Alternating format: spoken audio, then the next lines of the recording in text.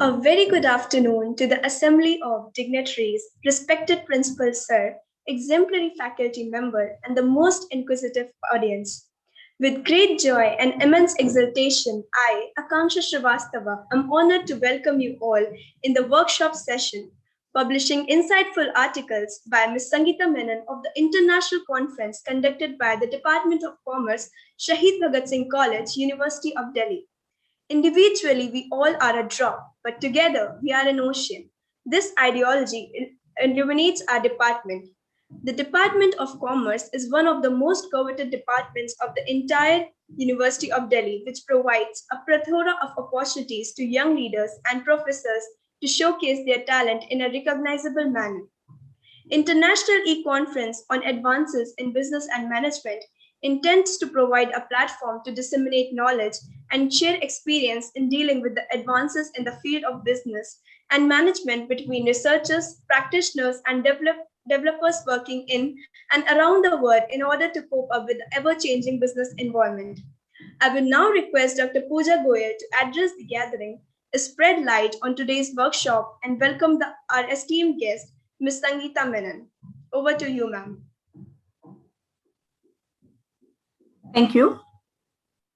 Good afternoon, one and all present here. I, Dr. Pooja Goyal, on behalf of Commerce Department, Shahid Bhagat Singh College, welcome all the delegates and participants and the dignitaries in the afternoon session of Day 1 of International E-Conference on Advances in Businesses and Management.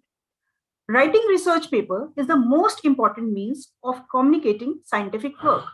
Research and publication complement teaching and training. Research paper writing is not only helpful in fulfilling specific job requirements, but also enables authors to gain recognition and acknowledgement as experts in a particular field at national as well as international levels. Besides this, research quality is a key criterion in many universities' ranking and rating system, and many Indian researchers need to improve the competitive position in terms of publication. The researchers also need to understand how to pass desk review, as the number of time desk reject has increased dramatically in last decade. The desk reject rates for top journals are as high as 50 to 80%. Hence, our present session on publishing impactful articles will help everyone looking to understand the processes behind publication houses, editors, and reviewers' choice towards accepting an article. The authors will also get an insight on the choices they can make to improve their acceptance rate. Specifically, the speaker of the present session, Ms. Sangeeta Menon, will be highlighting on the current research publishing scenario, factors that influence where to publish, what editors and reviewers actually look for structuring on articles, publishing process and managing peer review, publication ethics, dissemination and promotion of our publications through social media. So let me have an opportunity to introduce Ms. Sangeeta Menon, which is always here from Emerald Publishing House itself. So Sangeeta Menon is Publishing Relationship Manager at Emerald Publishing, where she leads the publishing program for India, Sri Lanka, Bangladesh, Nepal, Maldives, and Bhutan. Prior to joining Emerald, she also has an experience working with Taylor and Francis, Elsevier, and Wiley. She believes that biggest challenge in research publishing is poor communication of research itself and lost opportunity for researchers. In her 15 plus years of experience in the academic publishing industry, Sangeeta has worked at creating opportunities for research from South Asia to become a part of global research platform through various publication formats. She continues to support authors and editors through training and informative sessions that will guide them in making better publishing choices for themselves. We're really very fortunate to have you, ma'am, here. Over to you. Thank you so much. Thank you, Dr. Goyal. I hope I'm audible. Yes, ma'am, you are very much audible. Yes, thank you. And I think I need to warn everybody that we are facing some internet issues here. So in case I get disconnected during the presentation, please be patient. I'll join back as quickly as I can. So before, without taking much time, may I request the host to enable screen sharing, please? Sure, ma'am.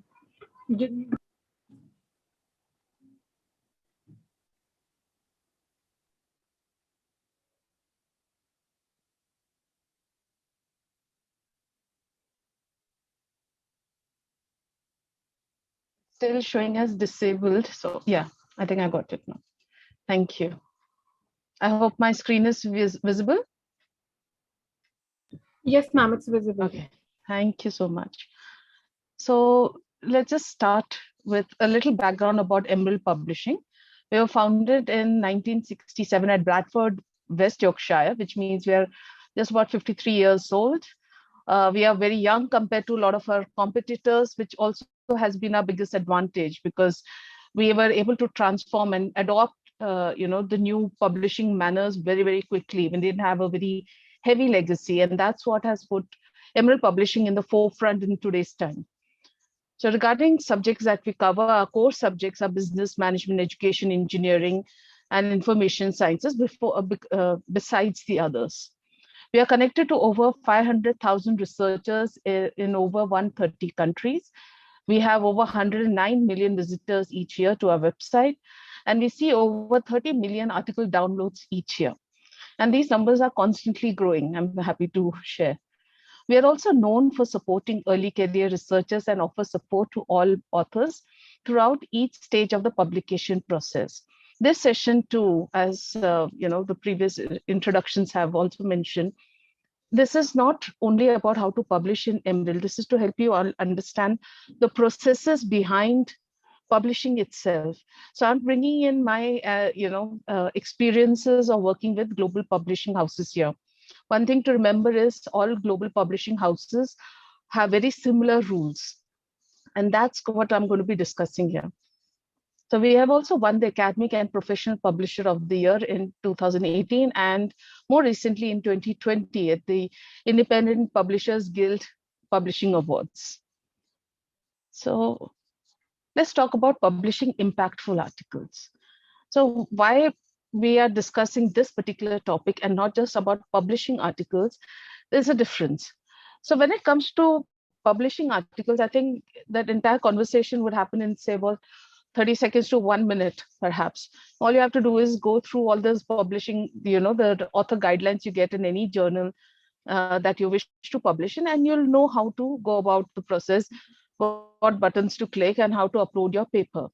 But we are not talking about that. We are now talking about the kind of shift that has happened within publishing companies itself, where we are not looking towards publishing research, but we are talking about publishing impactful articles.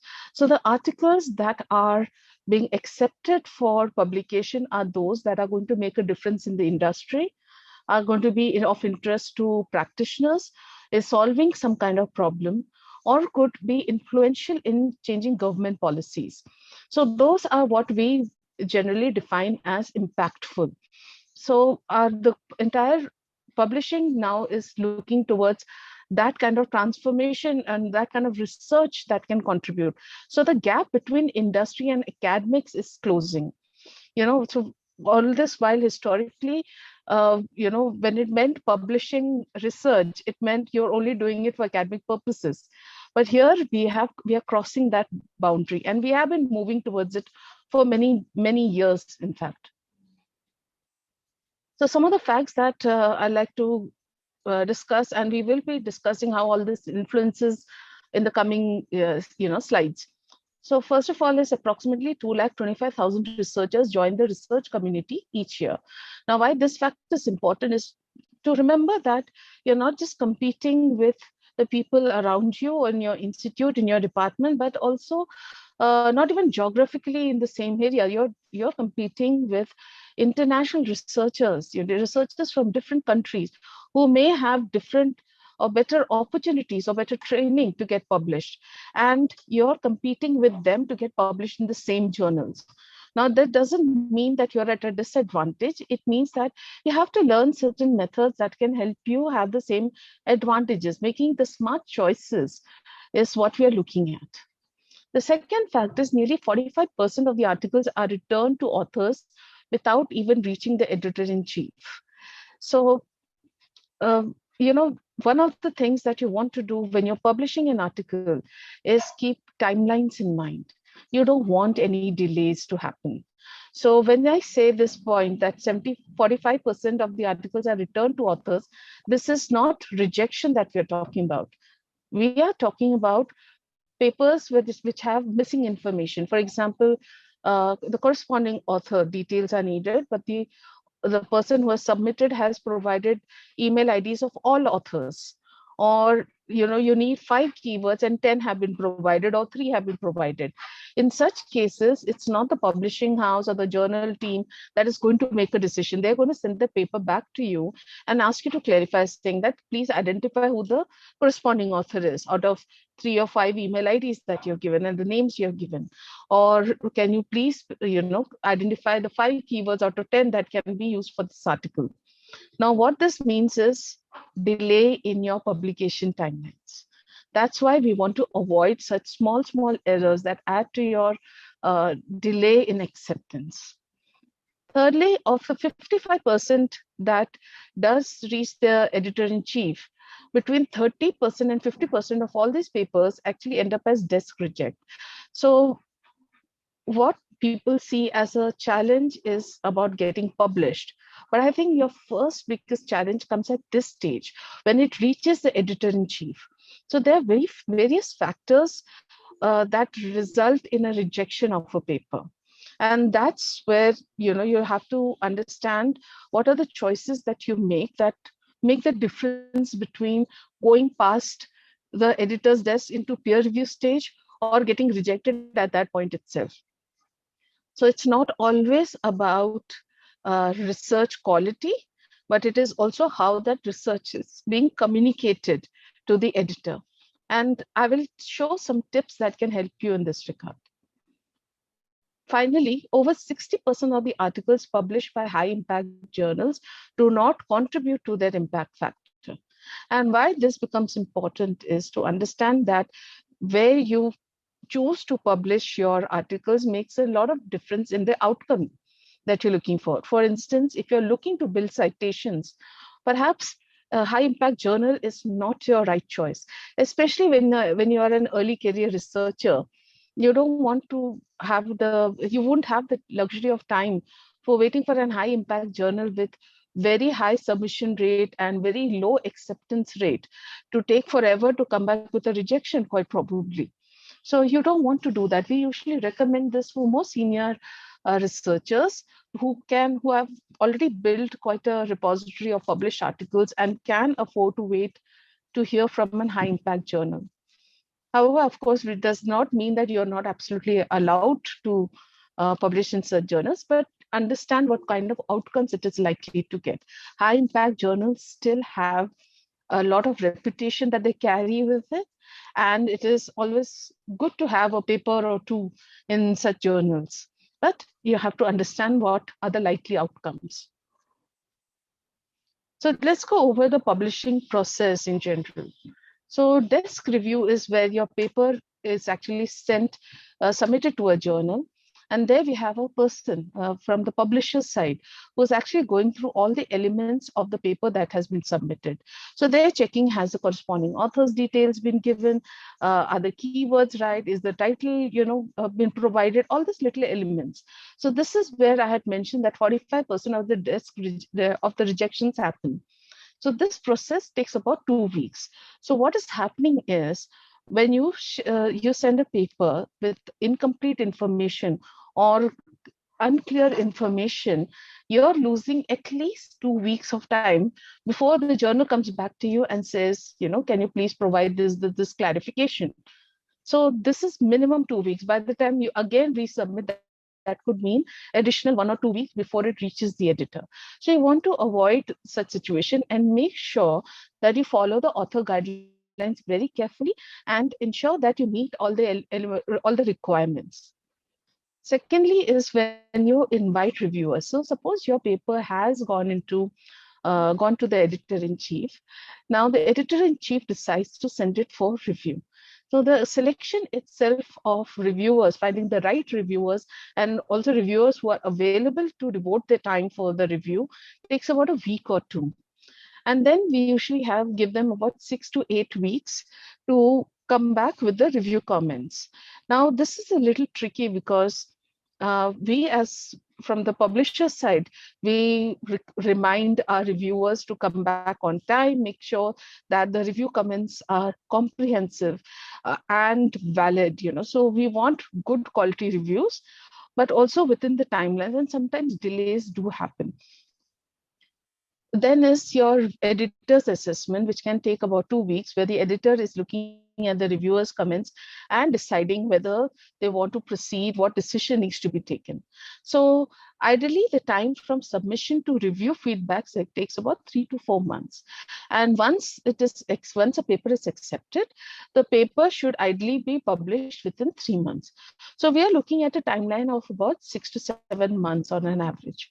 But the fact is, those of you who have published will know that in all likelihood, this is not exactly the timeline that happens. And there are various delays that happen. There are various steps, where, like, for instance, where I said about reviewers sometimes taking too much time, not finding right reviewers, and also where authors don't come back to us in time with the review changes, all this actually add on to possible delays.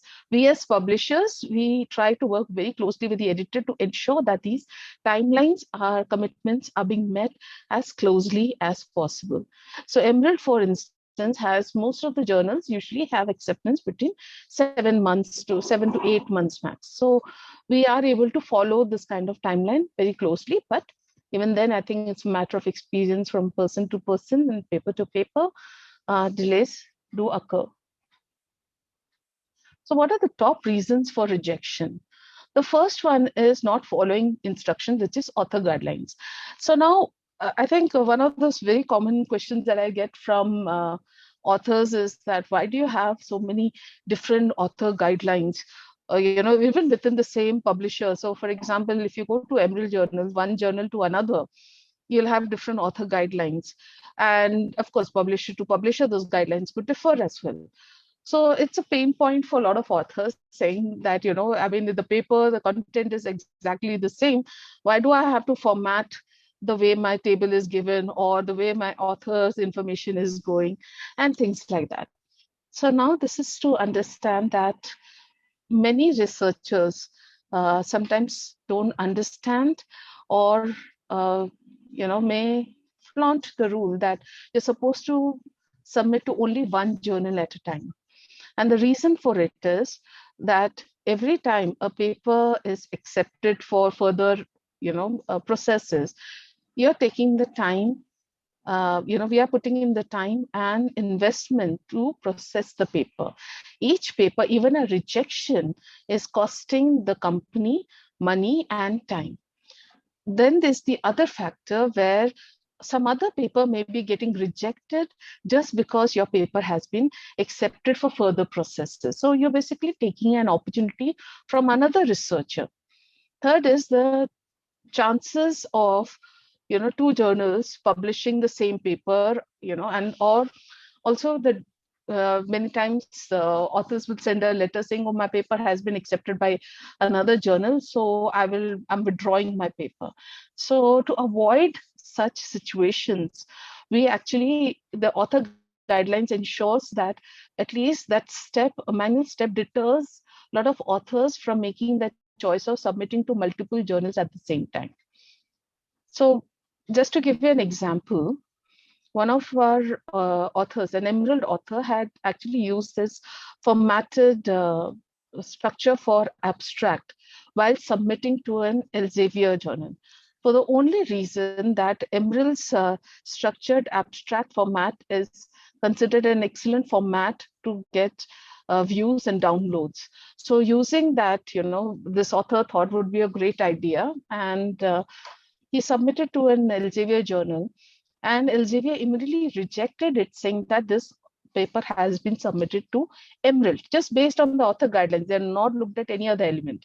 So even when the author gave it in writing that this article has not been submitted anywhere else, definitely not to Emerald or any other publisher, the paper still got rejected. So our author guidelines gives us an idea that gives the editor an idea. It's a red flag for them. If they see the author guidelines are not followed, it is quite likely the author has submitted to multiple journals. So it can lead to an outright rejection, even if you are submitting it for the first time.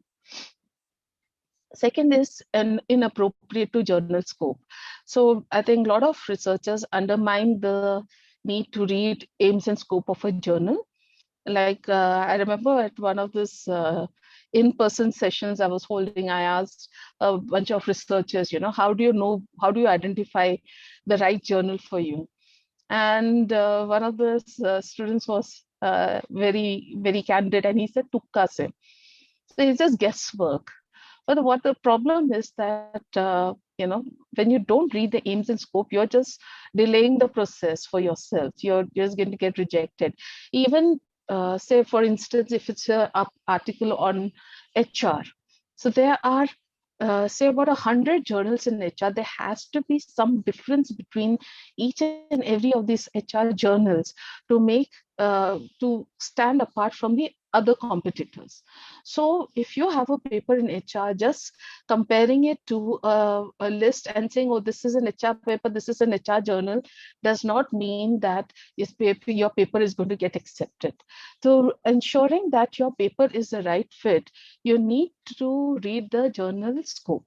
So this is also, again, one of the early stages where the paper gets rejected. Then in terms of problem with quality, sometimes the methodology is not appropriate or it's not rigorous enough. Now here comes the quality aspect of research. So when it comes to this aspect, this is something that you as authors need to make sure that you cover it very well. And fourth is insufficient contribution to the field.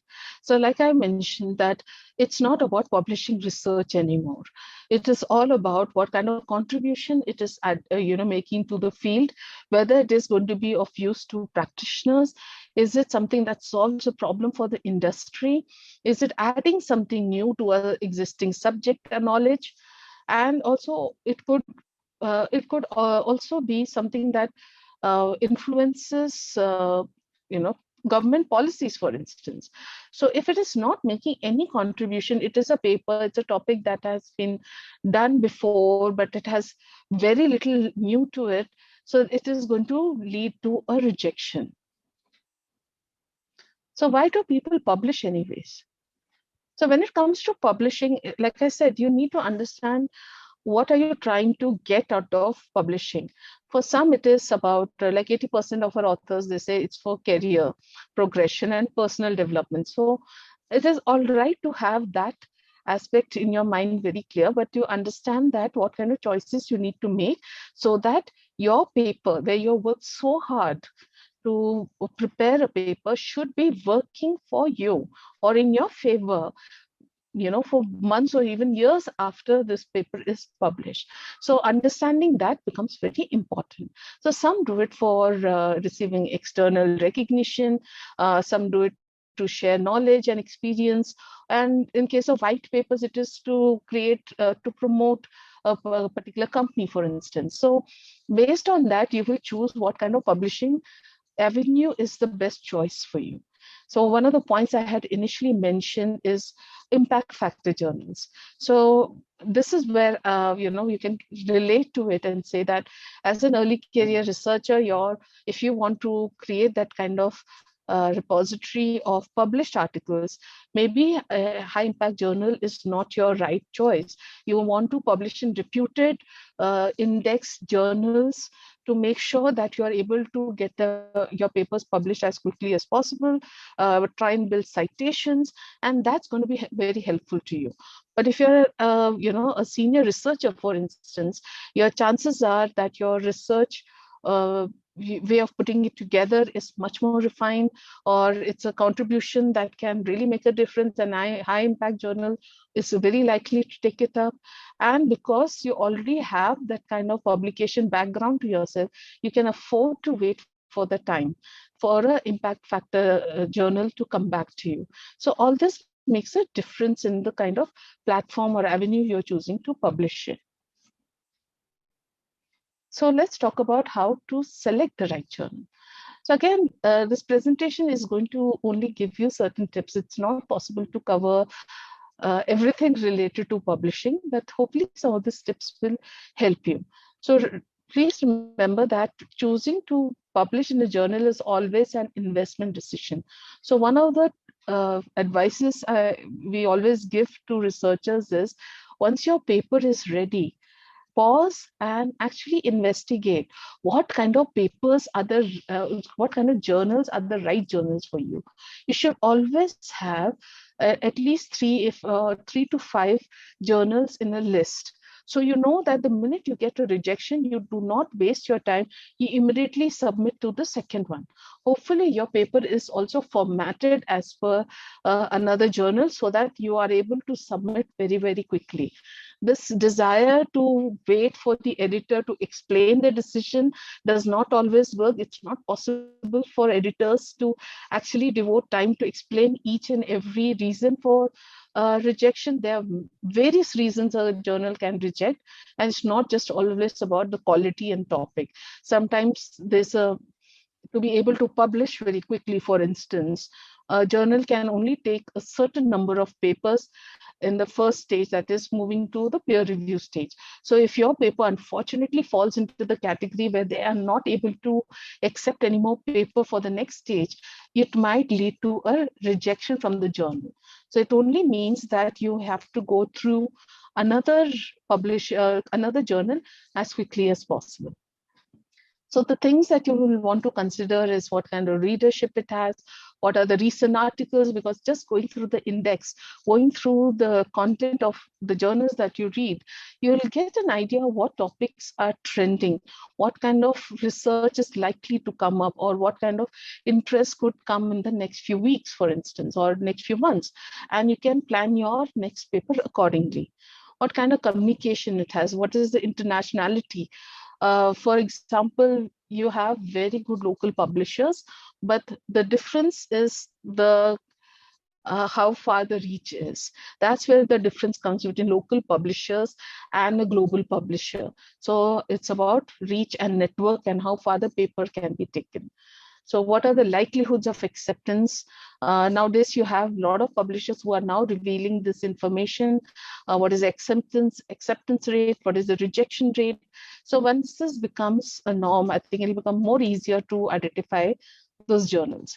Then it's in terms of circulation. Again, circulation would matter on whether you are publishing it through a local publisher or a global publisher. And also within local publisher, like there are certain society journals, so they have great membership and they could be reaching out to all the society members, versus a local publisher who may be present in various cities, but the readership may be not as good. So it's a matter of understanding and investigating what really works for you.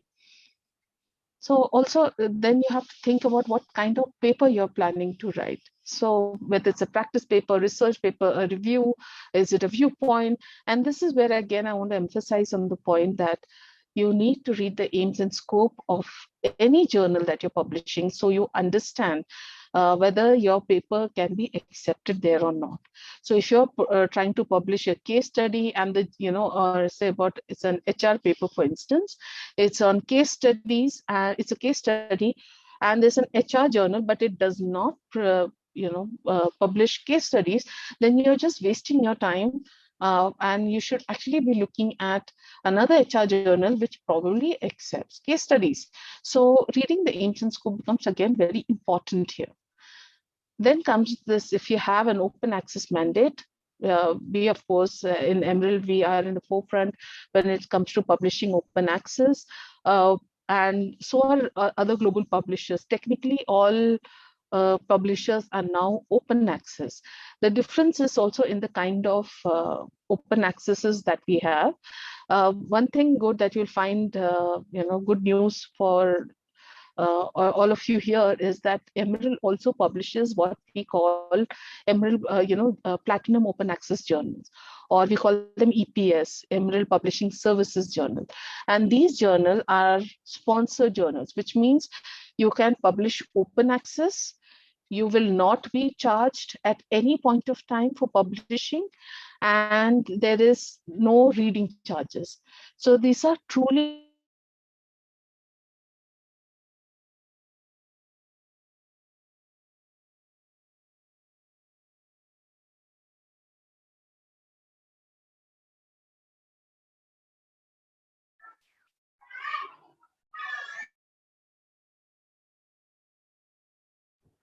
I think there is some internet lag on ma'am's side. We'll wait for truly open access purpose. So when it comes to understanding quality, you know, knowing that, of course, within India, we say Scopus, it has to be Scopus index. That's great. If it does not have impact factor, does not mean it's not a good journal. What is the H index of the journal? What does Google Scholars say? So besides this is also the usage and the peer perception, because I've seen some very good society journals. They have not been published by any global journal, but the peer perception is so strong that researchers prefer to publish there. And also they're very clear that they want their research to go to a certain set of people within the same society or within the same institute. So keeping all these factors in mind is important. So for early career researchers, who often struggle with, I don't have enough experience, I'm not good enough, or how do I get started? That's the kind of question that usually very early on researchers have. And the fact is that there are plenty of avenues where you can find your basis for publishing a paper. So it could be from a project that you've concluded successfully. If like research that has you face some problem and you don't have a solution, because not all research is all about giving solution. It can sometimes be highlighting a problem. So it could be that, do you have an opinion or observation on a subject? Have you given a presentation, briefing, or a conference paper? If you're working on a doctoral or master's thesis, that can become a part, part of it can become a basis for a paper. Or if you have a new idea or initiative. So like I said, one of the easiest way to know what is the upcoming trend in publishing, what kind of topics are likely to be favored, you can go through the index, a few issues of your favorite journal or your target journal, go through the index list and see what are the topics that have been discussed and what are the likelihood of certain topics coming up. So that might give you a clue. Then, co-authorship is something that works really, really well for authors because it not only adds value, it actually helps citations and downloads, because you have two names. There are ways of handling this, of working on co-authorship. There's certain do's and don'ts that I'll be discussing. But co-authorship has often seen a much better number of views, for the simple reason that quite often, co-authorship means, like, it's quite simple, like two brains are better than one. It's two people or more people coming together and sharing that idea that can actually add a different twist to the research. So co-authorship papers are usually found to be much stronger in concepts, though it's not a set rule, but it has also been seen to lead to higher viewership and therefore higher downloads and therefore higher citations. So also when you're working together with multiple people, your chances of being able to churn out more papers it becomes much better, and it's a great way of understanding the publishing process. So what makes a good paper? So when it comes to papers, like I said, we are not talking about the editors and reviewers view. So this is also it may seem very basic, but there's a reason why all these factors actually result in the decisions. So for example, originality. So what's new about the subject, treatment, or results that your paper is showing that should interest an editor to take accept the paper for peer review, for instance. Second is in terms of what kind of extension to existing knowledge it has, or is it relevant enough?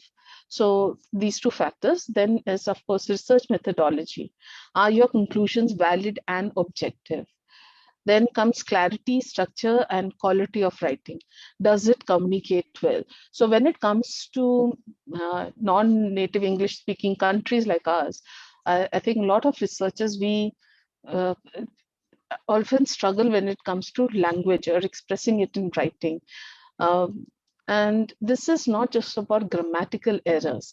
Many times what happens is you can have a paper with a lot of grammatical errors, but it communicates the research very well. And that's what we are talking about, communication of research.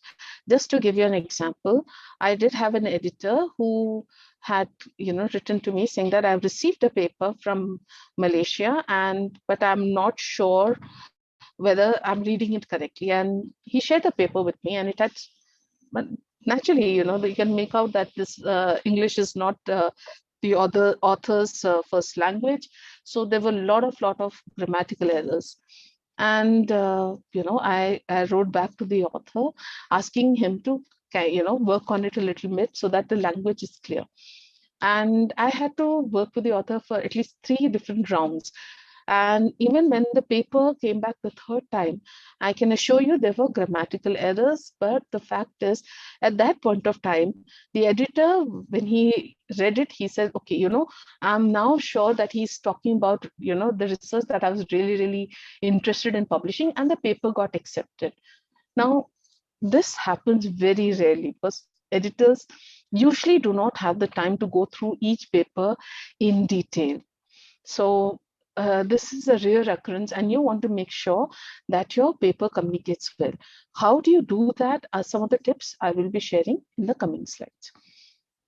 Then is the sound and logical progression of an argument. So when you're reading it from the perspective of a reader, it as author, it may be very, very clear to you about how your paper argument is progressing and if all the elements are correct. But when it comes from the reader's perspective, it can actually lead to confusion or lack of understanding of your paper.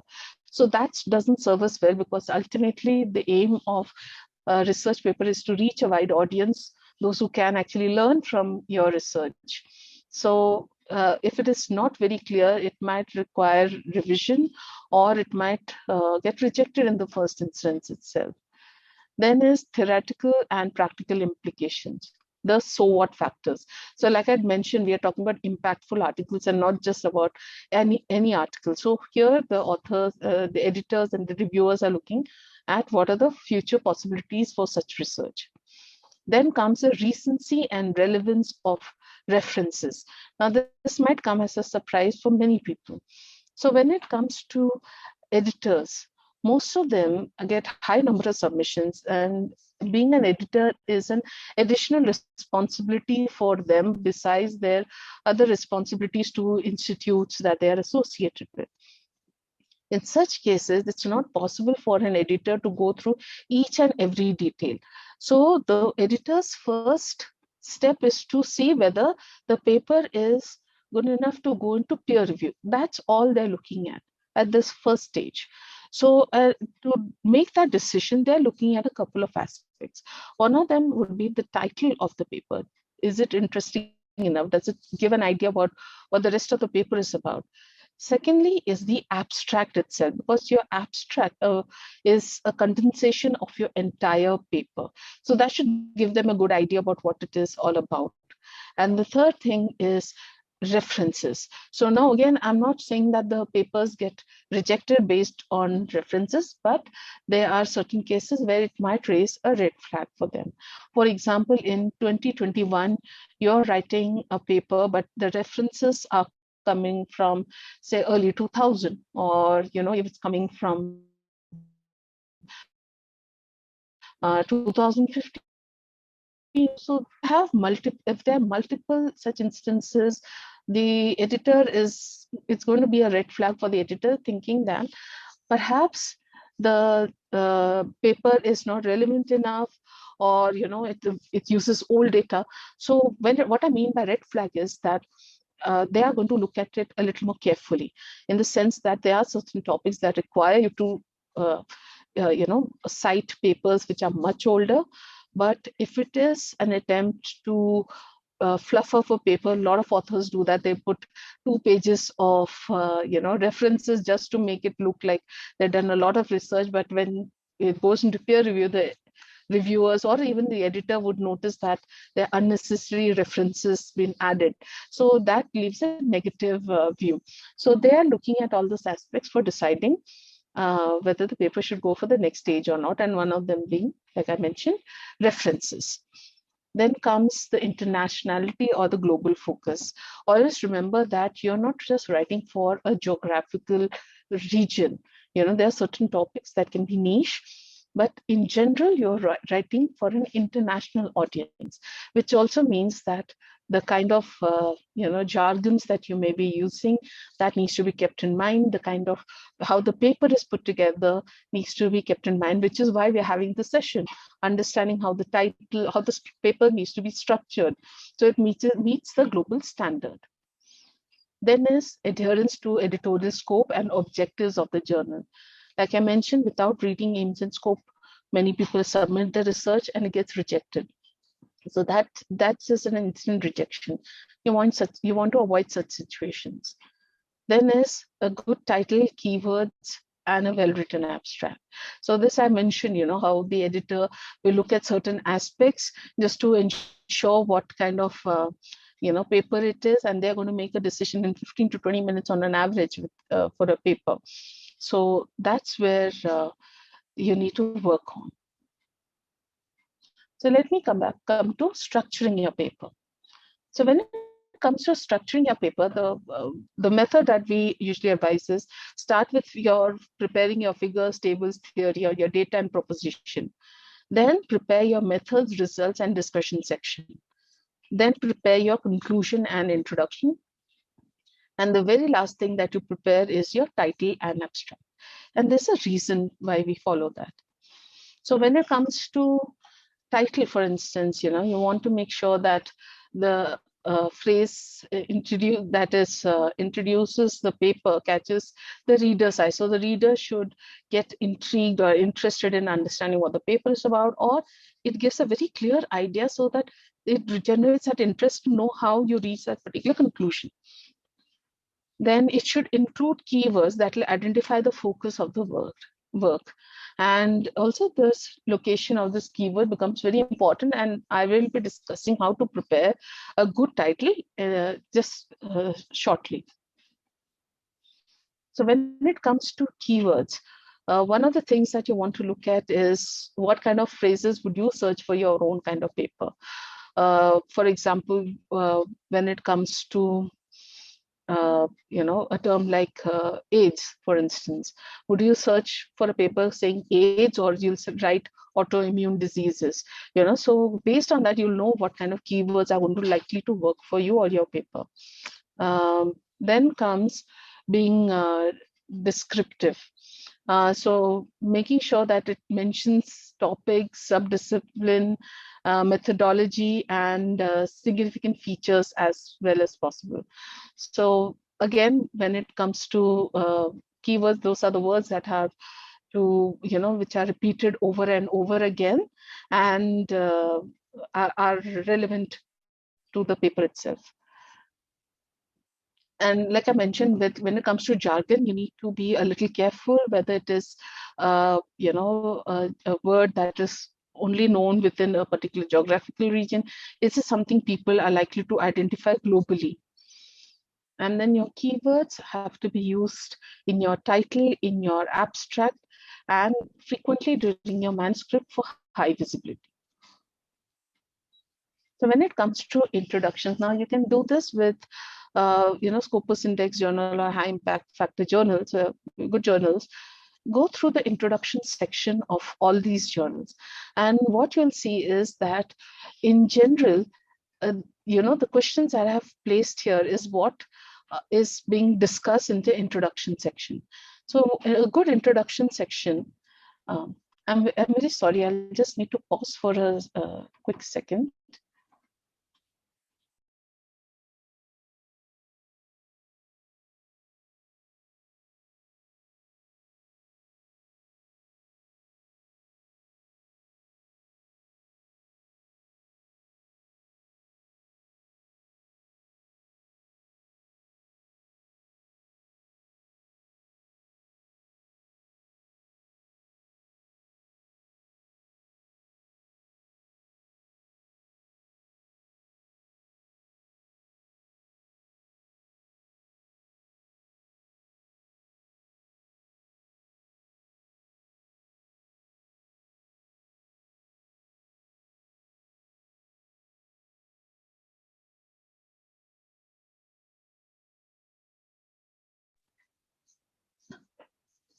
I'm very sorry. I had to take that call. It was urgent.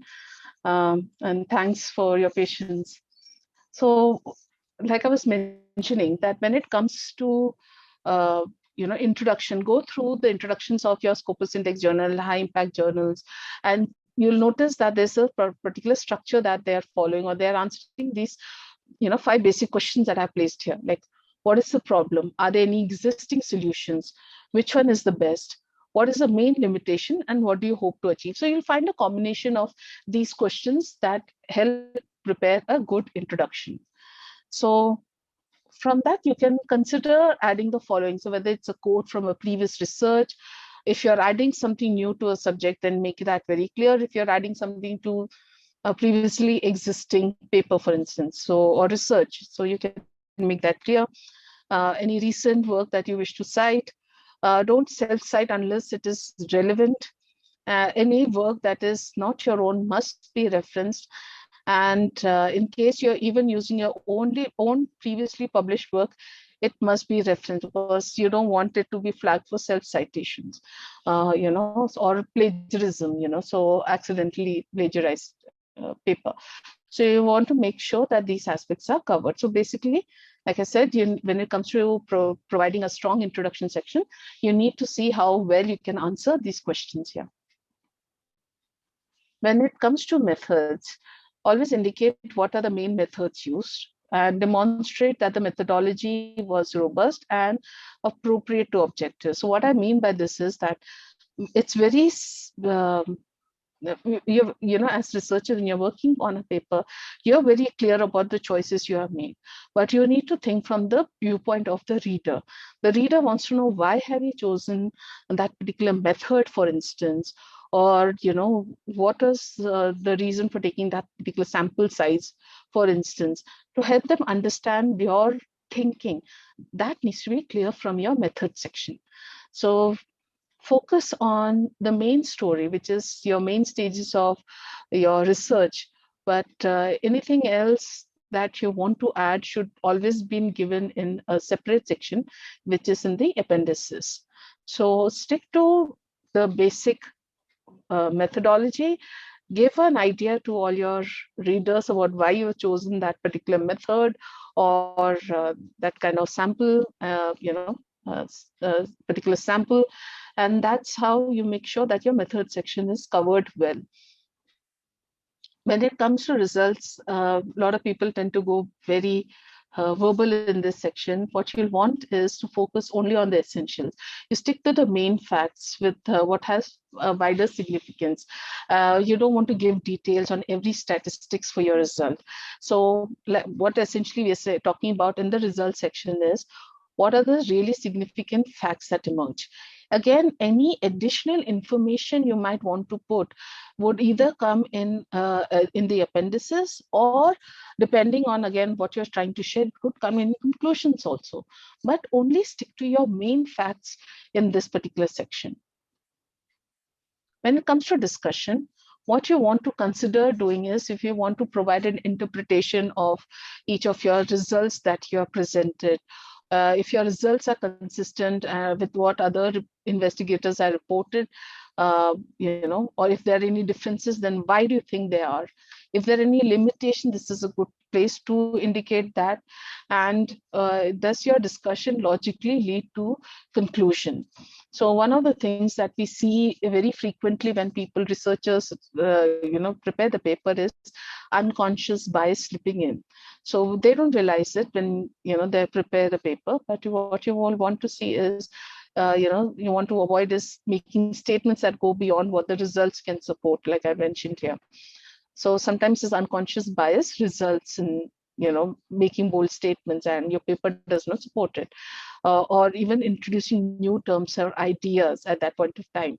So you don't want to do that, because you want to keep the readers focus on the current research, right? So you don't want to create any new confusion for the reader here.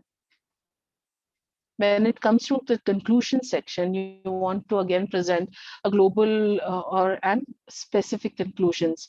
You can indicate what kind of uses there are to the paper and what kind of extensions there are possible from this research. So when I say answer the original question, I'm referring to the questions that we had put in introduction section. So you want to make sure that your conclusion section answers that, state any limitations, and also state any implications for further research if you have. One common mistake that a lot of researchers do is that they summarize the entire paper in the conclusion section. Whereas this is what abstract is supposed to do. Like I mentioned, your editor is reading the abstract to make a decision because it's a concise and precise form of your paper. So do not summarize your paper in the conclusion section. It's just redundant, and you want to use your word count very carefully when it comes to preparing your paper, making sure it's efficient and effective to get the message across. Do not start any new topic or introduce new material. Do not make obvious statements because, ideally, if your paper is written correctly, if it's written right, all these conclusions will be very, very clear to all your readers. So it's just a matter of, again, repeating yourself. You don't want to do that. And finally, do not contradict yourself.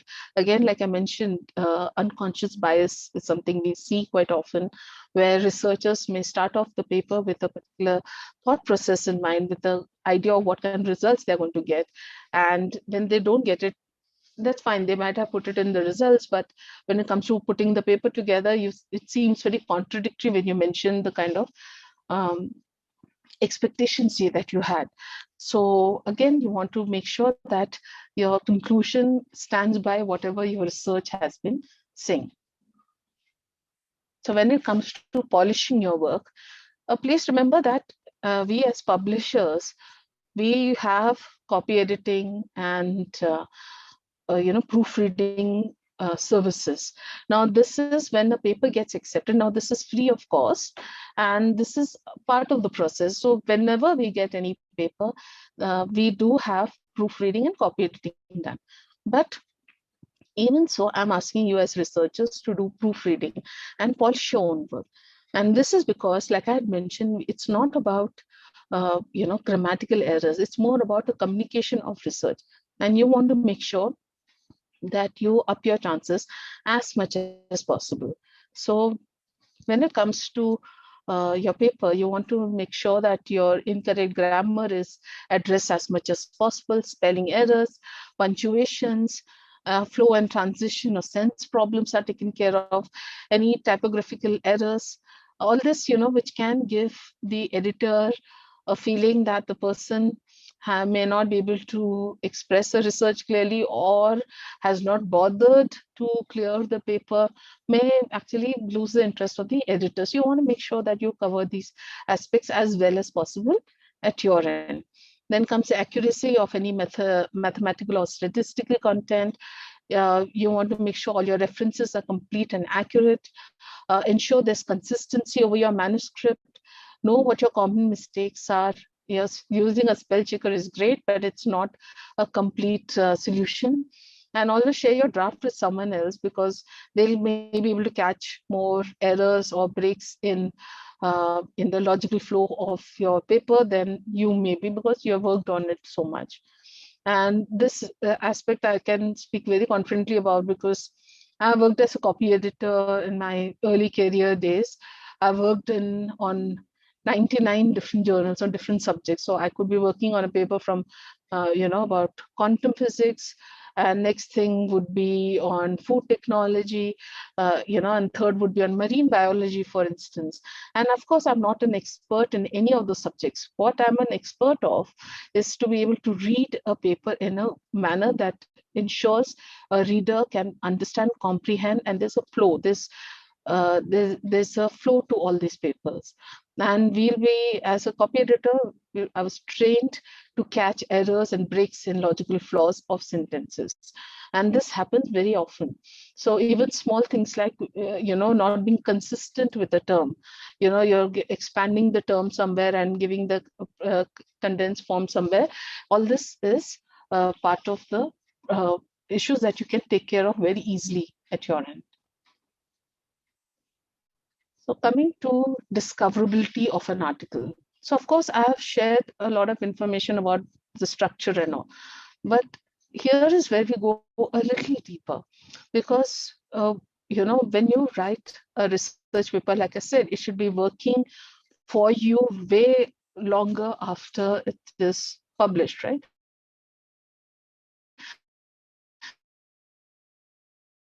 So here we are talking make you on how to prepare certain elements very strongly. So when it comes to discoverability of article, there are three segments of your paper that have the potential to significantly impact your chances of being published, read, and cited.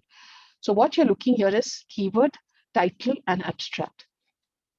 So when it comes to preparing a good title, what the questions that you'll want to ask is, what is my paper about? What techniques and designs are being used? Who or what is being studied, and what are the results? So here I'm using a paper, which is a scientific paper, just as an example, where the author has mentioned that to the question, what is my paper about? So the author has mentioned, my paper studies whether X therapy improves the cognitive function of patients suffering from dementia.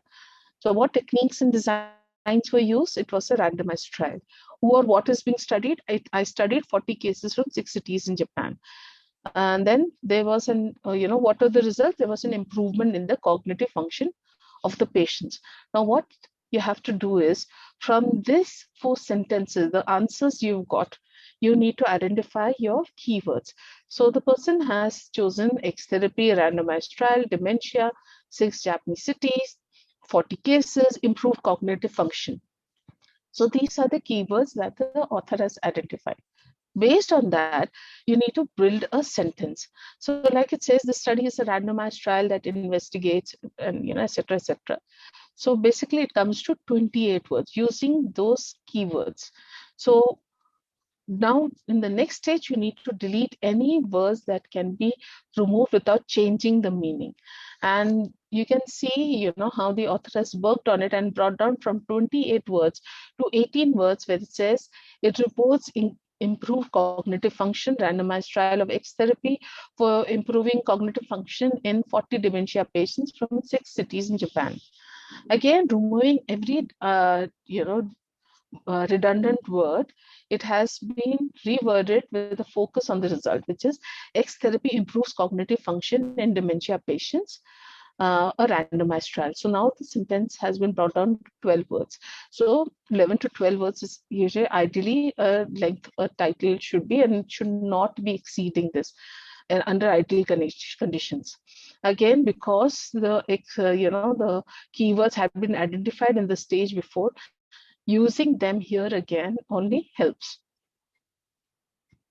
So again, when it comes to keywords, and why do keywords become so important now, is because we are talking about digital age. We are now talking about search engine optimization. So when it comes to your paper, ensuring that it reaches the right correct indexing, and it receives the correct indexing. It is what brings up, when a person searches, it should bring up your results over somebody else's with similar topic.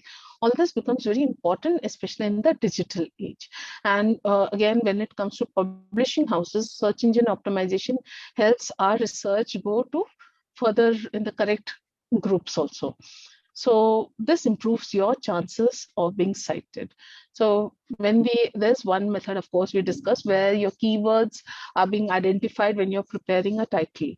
Other thing you can do is see what kind of terms and phrases you're using repeatedly in the text.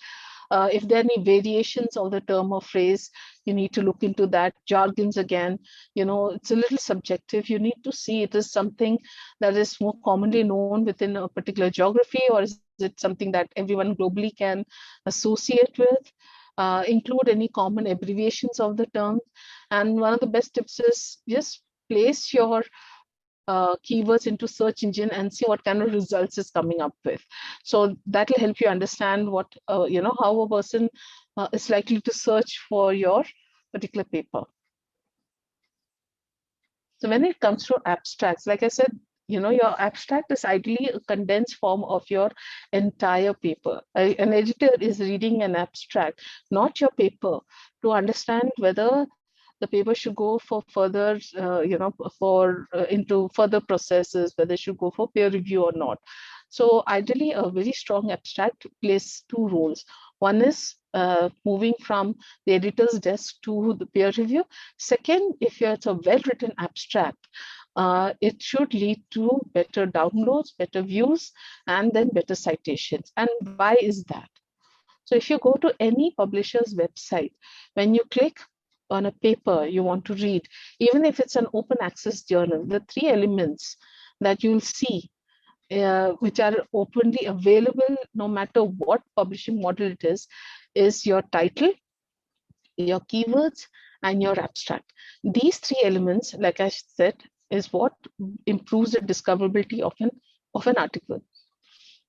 And which is also why one of the things I had mentioned in the previous slide is always work on your title and abstract well after every other element has been prepared.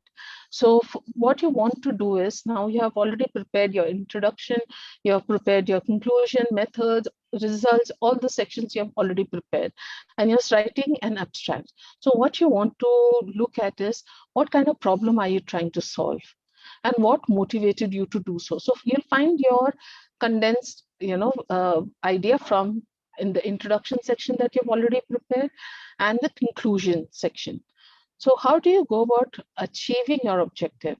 So here you'll want to talk about elements from your method section and any major results from your results section. What is the implication of your finding? And here is where you'll put together your introduction, your methods, results, and then conclusion. So bringing all this, you'll actually get a small paragraph, and you'll need to delete any words and phrases that you can do without changing the meaning of the paper.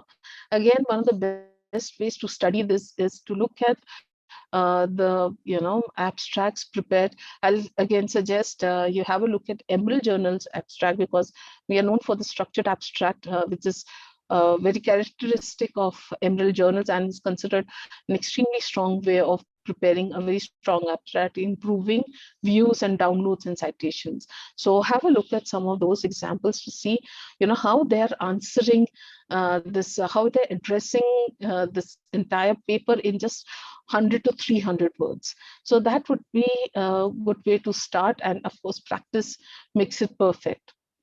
Always make sure that you follow the word count given by the journal, and use past tense when you're preparing the abstract. When it comes to author services, I won't spend too much time here. What I wanted to explain is that all publishers, including Emerald, we sign up for author services.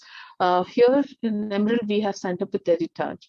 Now, what happens is that there are a lot of avenues to get your papers worked on. Many local also, they'll be much cheaper, but they're also known to be, there have been instances of paper being leaked accidentally or intentionally. So you want to make sure, if you're going through somebody local, then you want to make sure that they are trustworthy. Within Emerald or within the publishing houses, when we sign up for such services for our authors, what we are able to provide is services at a much cheaper rate than otherwise if you had approached these agencies yourself. So, but they'll ensure that the processes are followed, the quality matches expectations, and also that when it comes to the security of your paper, that is also being maintained. So, there's a lot of customization that is possible when it comes to editing. You don't have to get your entire paper edited. Perhaps you may be looking for certain aspects. Prices vary according to that. So you may want to look at, exploring where exactly do you need help. So it could be an abstract or table formatting or figure formatting or reference style formatting. So all these services are available to you. Coming to the publishing process and surviving peer review. So just a very quick look at it. So the author submits the paper to a journal. The publisher checks. This is where I had spoken about the quality checking that somebody from the publishing house does. Okay, once it crosses this, it goes to the paper goes to the editor, where he or she will make the initial consideration of the manuscript. Then a review is conducted. After that, the editor has to take a decision on whether to accept, reject, revise, or if it requires additional review. So if it is revised, then the author is informed. If it is accepted, it moves forward and with the other steps. If it is reject, then of course the author is encouraged to look elsewhere or consider resubmission. Then comes, if once the paper is accepted, it moves into production, where it is copy edited and proofread. So like I mentioned, this is a part of the process for us. And finally, the paper is published in digital and print editions. So the ideal time taken from submissions to review feedback maybe 3 to 4 months, but sometimes it can take time. Again, like I said, depends on the availability of the reviewer and also how soon they're able to respond with a good review. So these factors can cause some delay. So when it comes to peer review, I think it's a very frustrating process for many researchers. But the good thing is, one thing to remember is that being asked to revise your paper is actually a good news, because that means you're in the publishing cycle. Because no publisher or editor will invest time in a paper that they don't have much hope from, or they feel it's not a good match. So if you've been asked to revise your paper, it is good. So every paper will usually at least one peer review takes place. You're very lucky if you are able to go past it without a peer review. And even Nobel laureates, they often have to revise their paper once or twice. So it's a very common process. And one thing we checked, from our end, is the reaction to the request for peer review. So here is a short table which shows that out of 100 odd papers that we were looking at, the editor had accepted, about 86 papers were being looked at.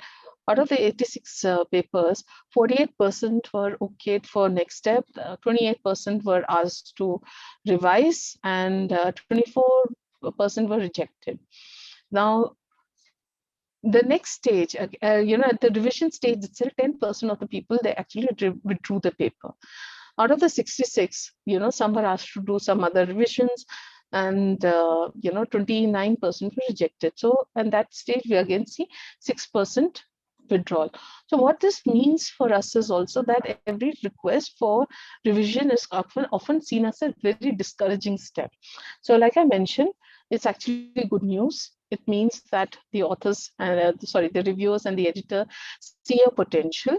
Secondly, we have also noticed that, with a lot of, with revisions also increases the chances of citation.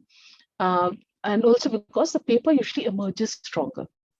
But, the point where we as, audacious researchers, where the mistake happens for us is where we think that if I don't listen to all the revisions, if I don't make all those changes, then my paper will not get accepted. I think that's where the mistake happens for us. So one thing to remember is, first of all, you're not obligated to accept all revision requests. You have to see what makes sense. You have to make sure that if there's some reviewer comment which you do not agree with, you need to be able to counter that also. Because at the end of the day, you are the specialist of your own paper, not your reviewer, not the editor. So you want to make sure that you stand by what your research is also when it is appropriate. And because, again, one of the tragic things is when some authors, under the understanding that reviewers' comments have to be accepted, they have no choice. They keep making those changes even when they don't agree with it. And the paper actually loses all flavor. It loses the entire purpose and focus, and that's when the paper gets rejected after 2, 3, 4 revisions. So you need to make sure that the control over the focus of the paper remains with you. So when you receive the reviewer's comments, first thing you need to do is acknowledge the editor and set the revision deadline. One issue we face is when we expect the paper revised paper at a particular time because it has to go into a particular upcoming issue, and the editor does the author does not send it back on time. So that just causes delay for you. So you want to set a revision deadline. Like I mentioned, you don't have to agree with every comment of a reviewer. If you disagree, you need to be able to explain why to the editor. It could mean that the reviewer has not understood the point, or perhaps you need to put it differently. But whatever be the case, you need to look at such situations and see whether, if you disagree, how do you put it across. If you have any confusion regarding the questions, always clarify that in the beginning itself. Consult with your colleagues and co-authors to make sure that you've understood the reviewer's comments correctly and that your responses are accurate. Meet the revision deadline. That is something I've mentioned earlier. And then finally, again, we as Indians are not very good at doing this. Always attach a covering letter which identifies point by point how the revision requests have been met, and if not, then why not. This allows the editor to know that you have gone through all the revision points, you have taken action, and it makes it much easier for the editor to look at those points and immediately process the paper for the next stage. So always attach a covering letter. So even when you have you have not agreed to a particular revision comment, you need to mention that why you're not doing so. When it comes to publication ethics, I'm going to go very briefly over this. So when it comes to publishing ethics, like one thing is, of course, always seek agreement between all authors, make sure everyone is on the same page.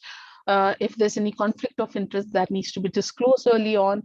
Authors and editors are supported by a committee on publication ethics, which means that in case of plagiarism, that happens during publication, if it has happened, like we have cases where a paper was given for conference proceedings, but somebody actually stole the idea and got it published in a journal in advance. So in such cases, what happens?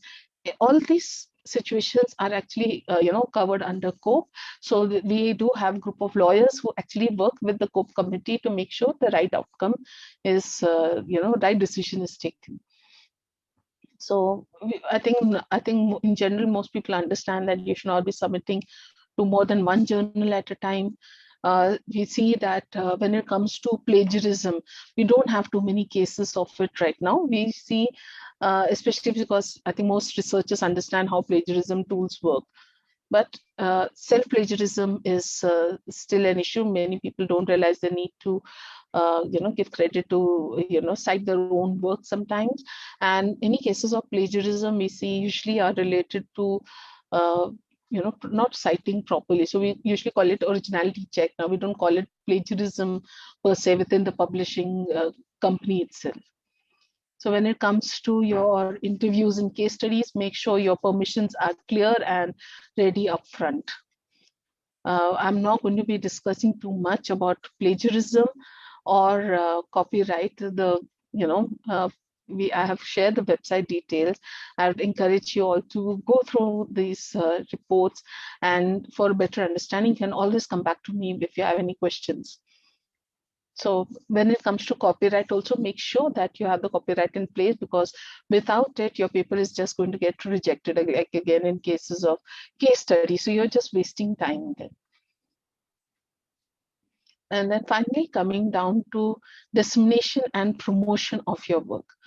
So how do you promote your work efficiently? Because this is now a time where we have social media, and your publishing houses can promote your work to far corners of the world. But your biggest network, your biggest strength are the people who are connected to you, to your institute, and who know you. So you need to work on that, building your personal brand to attract opportunities to yourself, whether it is how to get your paper across to the right set of people, getting them that update, or creating the opportunity for a researcher sitting in some other corner of the world associating with you for the next paper you need to work on. So you want to create that personal brand for yourself. So when it comes to before publication, building your online presence is very important, and to build that kind of community that you can stay updated with and stay updated because of. So first of all is building your contact base. I think early career researchers are not very, they underestimate the power at the early stages, and that's sad. So one of the research said that early career researchers spend more time brushing their teeth than networking, and that's such a loss, because what we see is somewhere during the mid-career level, many researchers realize, oh, the peer they knew a few years ago has moved to another institute, different place, different position, different, research, or, and that opportunities are lost opportunities. So instead of building that much later, it's always good to start building your network as quickly as possible, as early as possible. So you have to use your social networks to expand your reach. Create a website or a blog. Blogspot is again free. Use your blog to talk about, share a picture of you, share your work, share your research interests, and create a flavor for anyone coming across the blog to understand what you can be approached for, or how you work. So your blog or your website should be included in your email signatures. We give out approximately 40 emails in a week is a minimum usually you send. So having your blog mentioned there makes a lot of difference. And then leverage your professional, corporate, and academic connections wherever possible. Volunteering as a reviewer goes really far. It helps you understand not just the process, and develop the critical eye towards writing good research paper yourself, but also to start getting associated with journals, and the people behind this journal. So you can start volunteering as reviewers where possible. If you haven't registered for ORCID ID, I would request you all to do so, though I'm seeing more and more cases of people with ORCID IDs. This is going to become mandatory by many global publishers. So because of time constraints, I will not be able to go into details, but I can tell you this, that both ORCID ID and Kudos are your multi-publisher platform, and they're free of cost, which means that you could have published your paper with Emerald and then Elsevier and then Taylor and Francis, Sage. It doesn't matter, all your details can come together on these two platforms. I will be discussing Kudos right after this. So at the time of publication, how you want to make sure that you spread the word effectively within your community, let people know that your paper has been accepted. Okay, so this is only after the acceptance stage, and when it is going to take, another, say, a few weeks for your paper to appear online. So letting people know about your acceptance, make sure, you contact your publisher, find out what is a great way to prepare a good marketing message. For instance, if you have an institutional press office, let them know. Can they inform and let people know that the paper is coming up? So find out what are the avenues. And last, but the very good tip that I can give you is, always contact those you have cited. What this does is you're acknowledging their contribution or their research contribution in your, and they'll be more than happy to talk about your paper for you. So it's a very good way of getting eyeballs to your publication. And after publication, you want to make sure that you're getting the word out, let people know that your paper is out, and you want to get as many people as possible to visit your the relevant page and go through your paper. But there are ways to go about it, and that's where I think you'll really enjoy this part, which is called Kudos. So when it comes to Kudos, like I mentioned, it's a multi-publisher platform. It's free of cost. And what it does is that it allows you to share your research in such a simple manner that it actually gets you great returns. So what we have seen is that it's a place for researchers to explain, share, and measure the impact of your work. So it will help you understand what platform is working best for you, where do you want to interact with more and more people, in your subject area, for instance. So where is your main network at? So you'll understand what actually is being effective for you. What we also see is that small efforts can actually lead to an average of 23% increase in downloads. And Emerald already has over 10,000 authors registered with Kudos. That number keeps increasing. This is being used globally all over. So I would really request you all to go through it. And what I'm going to share is 3 very, very easy steps on how Kudos works.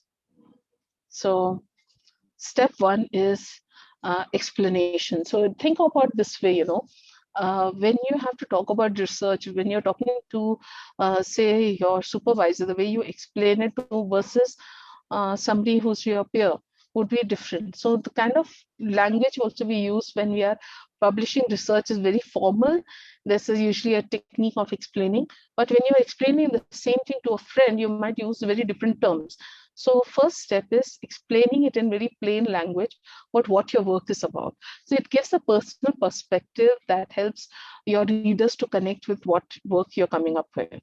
And wherever possible, you're able to share link resources that will help understand what your work is all about. The second step is sharing. So when it comes to sharing on social media, we do have restrictions like, Facebook should have @ LinkedIn should have, hashtags. In Twitter, you have the restriction of the word count. And if you were to go and promote your work in all these different websites, you're going to be spending a lot of time, and quite possibly it may not be the most efficient way to go about it. But what Kudos does is you're able to share your link very, very easily in a click of a button, share it in different platforms in one go. And it could be that you don't use Twitter, you use LinkedIn and Facebook, or you don't use Facebook. Whatever be the case, it's very quick sharing, and you won't be making the mistake like many people do, which is they put a screenshot of the paper and say my paper has been accepted. Because quite honestly, how many of us will actually go to the publisher's website and search for the paper and then click and read it? But when you're providing the link yourself, it just makes it much more easier for people to read your paper, access your paper. And the third step is measuring.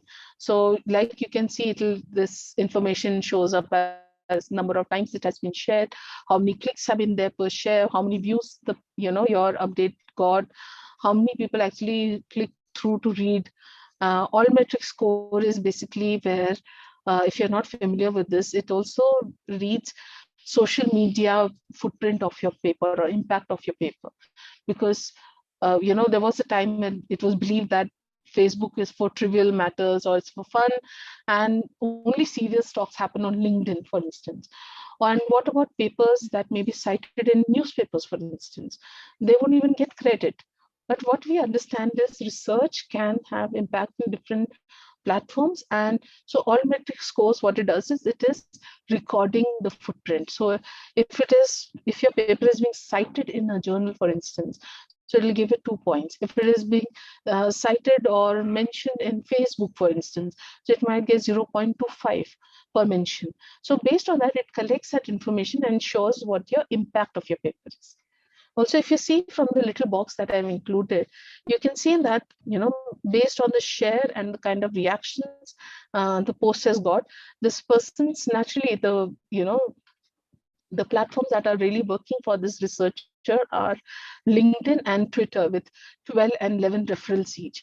So you'll understand where your typical audiences are. So with that, I'm concluding my session. I think I'm also very close to my finish time. So any questions, at this point of time, or if something strikes you much later, you can definitely reach out to me on my email ID as well. So yes. Over to you, Dr. Yes, ma'am. Thank you so much. So all the questions can be put in the chat box, and then we will be taking them one by one. All right, ma'am. I think the first question is how to write systematic literature review and how to make research methodology more rigorous. Yeah, so this is from Taran Kaur that I see. Yes, right. Yeah. So unfortunately, the time restrictions here, which means I cannot go into details, and I may not be the right person also to give you complete details on how to prepare a systematic literature review. But when it comes to research methodology, also more rigorous, like what I'm sharing is from the publisher's perspective. There are so many other faculty members who can actually help you understand how to make it more rigorous. What I can explain is in terms of how it is expressed in a publication that needs to be kept in mind. So perhaps this is something I'll need to come back to you on at a later stage. If you can write to me at that email ID I had shared, I think I can take it from there. Sure. Thank you, ma'am. Ma'am, next we have what is the consideration given to a first-time publisher? Is it the same, more or less than an experienced writer's work? Well, that's a very good question. So when it comes to first time, people who are writing for the first time or experience, the thing is, as publishers, we are constantly working towards making this entire process as unbiased as possible, which is why we go for double-blind peer review. So, that is one aspect where we make sure that the author's information does not go for peer review. But the other aspect is also where we track publication through the editor's point of view, make sure that the editor is not rejecting papers based on where they're coming from, or which institute or what is their work experience like. So we have to make sure that those biases don't happen.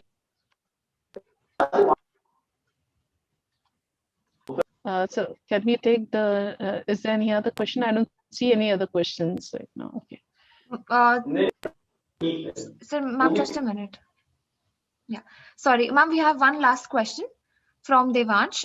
Sometimes an author writes an appeal letter to the editor asking him or her to review it again. How effective is it? Devansh, like I was mentioning, there are various reasons a paper can get rejected.